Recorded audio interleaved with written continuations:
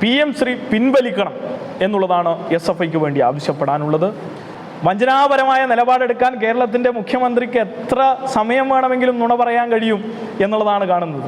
വഞ്ചനാപരമായി കേരളത്തിലെ മനുഷ്യരെ പറ്റിക്കാൻ മുഖഭാവത്തിൽ ഒരു മാറ്റവുമില്ലാതെ നുണ പറയാൻ കഴിയുന്നു എന്നുള്ളതാണ്. കേരളം കത്തയച്ചില്ലെന്ന് പറഞ്ഞു, കത്ത് പുറത്തു വന്നു.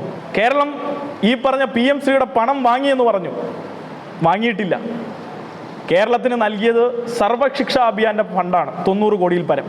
ഹോളിസ്റ്റിക്കായ ഒരു അപ്രോച്ചിലേക്ക് നമ്മുടെ വിദ്യാഭ്യാസത്തെ മാറ്റിയിട്ടുണ്ടോ? ഇല്ല. മതപരമായിട്ടുള്ള ഇന്ത്യ ചരിത്രത്തിൽ വെട്ടിമാറ്റലുകൾ കേന്ദ്ര സർക്കാർ വരുത്തിയപ്പോൾ അത് കേരളത്തിൽ നടപ്പിലാക്കില്ല എന്ന് പ്രഖ്യാപിച്ച സർക്കാരായിരുന്നു കഴിഞ്ഞ സർക്കാർ.